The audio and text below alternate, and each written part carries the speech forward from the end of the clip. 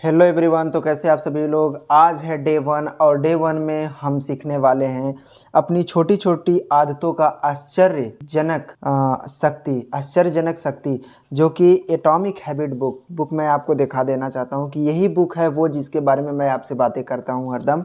और इसकी जो छोटी छोटी आदत और ख़राब हुई है, मतलब जो बिगड़ चुकी है यार, गांव में घूमना टहलना, यहाँ वहाँ बुरी चीज़ें करना, सिगरेट पीना, दारू पीना, टाइम पर नहीं उठना, स्टडी नहीं करना या कोई भी अच्छी आदतों को नहीं लेना, तो उस पर हम लोग बात करेंगे अपने बारे में। और इस चीज़ को मैं इसलिए बता रहा हूँ, जैसा कि मैंने पहले भी आपको बताया कि केवल अपने लाइफ को इम्प्रूव करने के लिए। तो यहाँ पर कुछ चीज़ें लिखी हुई है जिसको मैं पढ़ करके पूरा तो आपको नहीं बता सकता, क्योंकि आप जैसा कि पैराग्राफ यहाँ पर देख सकते हैं काफ़ी बड़ा है, काफ़ी ज़्यादा लंबा है। तो मैं इसका आपको एक स्क्रीनशॉट दे देता हूँ जिसको आप आराम से उसको स्टडी कर सकते हो। तो इसमें कुछ ऐसी यूनिक सी वर्ड लिखी हुई जिसको अगर हम लोग सीखते हैं, अपने लाइफ में एक्सेप्ट करते हैं, तो कहीं ना कहीं ज़्यादा बेहतर हम लोग हो सकते हैं। आज डे 1 में कुछ ज़्यादा नहीं सीख सकते हैं क्योंकि हमने उतनी अच्छी तरीके से तैयारी नहीं की है, और क्योंकि डे 1 है ना, पहला दिन है, तो तैयारी नहीं हुई है, बट तैयारी हुई है, कम हुई है पर हुई है। और यही मेरी चेंजिंग स्टेप है। तो इसमें ब्रिटिश साइकिलिंग का भाग्य 2003 में एक दिन अचानक बदल गया। ब्रिटिश साइकिलिंग का भाग्य जो था 2003 में एक अचानक बदल गया। ग्रेट ब्रिटेन ने पेशेवर साइकिलिंग के संचालक संगठन के डेव ब्रेल्सफोर्ड को अपना नया प्रदर्शन संचालक बनाया। ग्रेट ब्रिटेन के पेशेवर साइकिल चालक लगभग 100 साल के गुमनामी झेल रहे थे। वो झेल रहे हम अपने लाइफ में काफ़ी प्रॉब्लम फेस कर रहे थे। उनकी कह सकते कि एक तरीके से उनकी बदनामी भी हुई थी, तो उसकी वजह से वो गुमनामी झेल रहे थे। और दरअसल ब्रिटिश साइकिल सवारों पर प्रदर्शन इतना ख़राब था कि यूरोप के एक शीर्ष साइकिल निर्माता ने थोड़ी काफ़ी आश्चर्यजनक कदम उठाया, जिसने ब्रिटिश साइकिलिंग टीम को अपनी साइकिलें बेचने से इनकार कर दिया। इसे डर था कि अगर दूसरे पेशेवरों ने ब्रिटिश साइकिल सवारों को अपनी साइकिल चलाते हुए देखा तो इससे उनकी बिक्री पर बुरा असर पड़ेगा। ब्रेल्सफोर्ड को ब्रिटिश साइकिलिंग का कायाकल्प करने के लिए नियुक्त किया गया था। पिछले कोचेस और उनमें एक बहुत बड़ा फ़र्क था। ब्रेल्सफोर्ड एक रणनीति के प्रति समर्पित थे जिसे वे आंशिक लाभों का संग्रह कहते थे। इस दर्शन का उद्देश्य हर चीज़ में बहुत छोटे सुधार करके नियंत्रण बेहतर बनाना था। कुछ मुझको भी समझ नहीं आ रहा यार, क्या करें।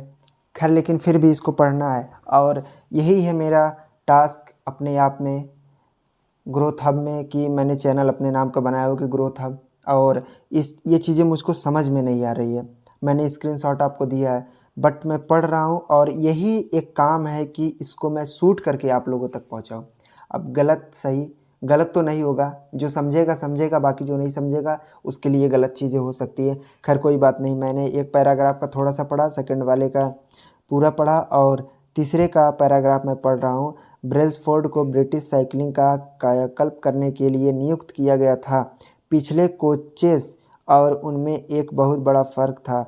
ब्रेल्सफोर्ड एक रणनीति के प्रति समर्पित थे जिसे वे आंशिक लाभों का संग्रह कहते थे। इस दर्शन का उद्देश्य हर चीज़ में बहुत छोटे सुधार करके नियंत्रण बेहतर बनना था। ब्रेल्सफोर्ड ने कहा, पूरा सिद्धांत इस विचार से आया कि अगर आप साइकिल चलाने की प्रक्रिया को हिस्सों में तोड़ दें और उन सभी हिस्सों को एक एक प्रतिशत बहुत बहुत बना ले तो इन सभी हिस्सों में हुए सुधार को मिलाकर देखने पर आपको महत्वपूर्ण वृद्धि मिलेगी। ब्रेल्सफोर्ड और उनके साथियों ने पेशेवर साइकिलिंग टीम की कार्यप्रणाली में छोटे बदलाव करके शुरुआत की। उन्होंने साइकिल की सीट्स को दोबारा डिजाइन करके ज़्यादा आरामदेह बनाया। इसमें तो कुछ ऐसा ही लग रहा है हमको कि ज़्यादा कुछ नहीं, बस इतना है कि अपने सिद्धांत को वो बदल रहे थे, जिसकी वजह से उनको लग रहा था कि अगर हम साइकिल किसी को अगर एक बेच देते हैं उन लोगों को, मतलब जो साइकिलिंग करते हैं, और जिसकी वजह से उनके ऊपर बुरा प्रभाव पड़ेगा, उनके बिक्री, मतलब जो उनका होलसेल था, दुकान था साइकिल का, बाइसिकल का, तो वहाँ पर उनके ऊपर बुरा प्रभाव पड़ेगा। लेकिन उन्होंने इन सारी चीज़ों को छोड़ करके अपने टीम के साथ एक एक करके उसकी जो सीट थी वहाँ से चेंजिंग करना उन्होंने चालू किया, जिसकी वजह से कभी कभी मार्केट में आप देखे होंगे कि कोई चीज़ अगर ज़्यादा चल जाती है तो फिर उसको चेंज करना पड़ता है, उसकी डिज़ाइन को उसको डेकोरेट करना पड़ता है कुछ अलग तरीके से, जिसकी वजह से मार्केट में बेहतर तरीके से अच्छी चीज़ें फिर से बिकना चालू हो जाती है। तो ऐसा इसमें है, लेकिन मुझको ज़्यादा कुछ समझ में नहीं आया, पर मैं अपने आप में एक बार फिर से दोबारा पढ़ने की कोशिश करूँगा इसको अच्छे तरीके से। लेकिन मैं इसका एक स्क्रीनशॉट आपको मैं दे देता हूँ, आप भी ले लेना अगर पढ़ने का दिल करे तो। अदरवाइज़ बुक आप अमेज़ॉन से मंगवा सकते हैं, एटॉमिक हैबिट के नाम से है।